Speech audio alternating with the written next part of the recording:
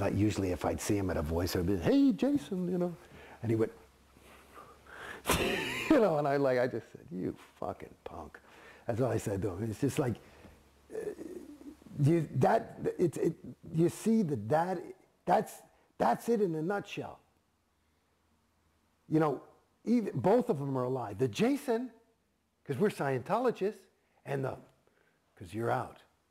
And so when you look at the thing about, it's really, really, the data shows from the fact, like Tori's husband left her.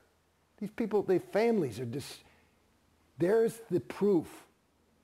There's the proof. You're incapable of being a good friend if you're a Scientologist. Because you're a Scientologist. And Jason Beghe, the Scientologist, is willing to lose David. Is willing to sacrifice certainly the quality of my relationship with mom and dad and brothers and sisters. And God knows who else that I could have made friends with that weren't Scientologists. Because whatever, maybe they just didn't understand or whatever. And my whole fucking, the most important thing in my life, for me, again, going back to who I was as a kid, was a guy who was interested in people. And I wasn't like judging people, like, I was just willing to be them. And maybe that's why I became an actor. And I grew up in New York. And I was like, this is people, people, people. Every day growing up, I would meet somebody. You're on the subway. And now, you know, people go to the Home Depot with me, and we go and I hang and we talk and we do a thing, and that's who I am. And to some degree, you're not able to communicate because you can't, you've got a bubble around yourself. It's this thing, and there's another way that part of the thing that made it a little bit easier for me to get out of Scientology than other people was that I would always look at the religion side. And it's like, because again, I was always interested in religion.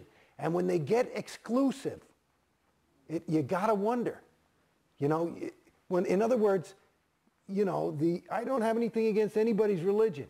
It's fine. But, you know, the evangelicals are the only ones going to heaven. And the Muslims are the only one going to Allah or whatever.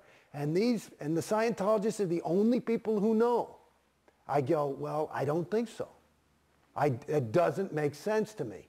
You know, and there's an interesting story. Like one of the things that, like they said that, like one of the things that took the biggest hits on religion in this century was it fucked up a lot of people. You know, World War I was a vicious, awful war, different than others with gases and mustard gas, and it was terrible, and people were slaughtered, and it fucked up a lot of the Germans and the Americans when they go and they'd see their bodies, and they saw that they had the same Bible.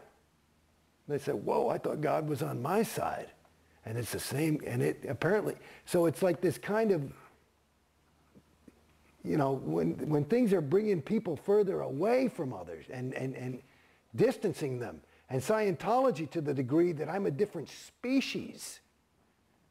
You're a wog, I'm a homo novus. And I'm homo novus enough to be loving of you. You see what I'm saying? That's pretty bad. You know, and then you look at that, you know, and radical Islam, you know, it's like, it's not that different. And yet Scientology says that they're not exclusive, that you can certainly be any other religion and be a Scientologist. Well, let me tell you something.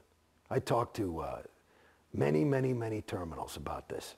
Because after a certain point, when I'm down on the fucking bottom, after going through this, and I've never complained about money, and I'm not rich, but I never complained about it. You never had to fucking beg me for a fucking thing.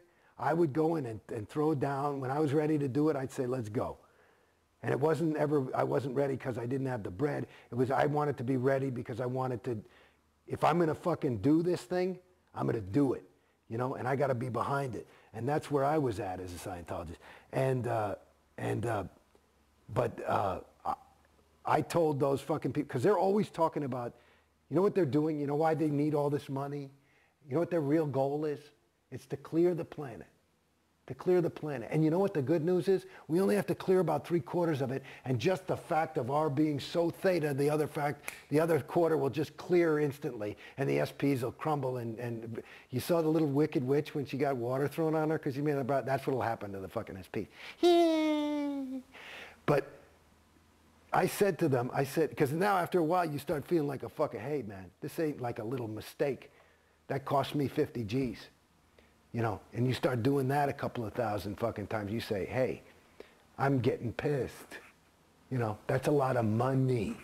Okay? And you start getting into that. And they talking about all this thing. And I say, where's the money going? Nobody ever fucking gives you an answer. And they, you know, we're trying to clear the planet. I said, babies, I want to tell you something. I got news for you. There's no fucking way. You can't fucking clear Beverly Hills with these prices. There's no fucking way. It's physically impossible. Like they say, Obama, Clinton can't reach the number. There's no way. There's not enough money. It can't be done. So that's a lie. They're not trying to clear any fucking planet. And if they are, they're going to have to bring the fucking money. The price is going to have to go so fucking down. I said, I'll wait then. I'll wait. I'll do it next lifetime when it's $250 to go clear, because I can wait another 40 years. You know, and it'll save me $1 million, and I'd rather my fucking kid go to private school, you know. So fuck it.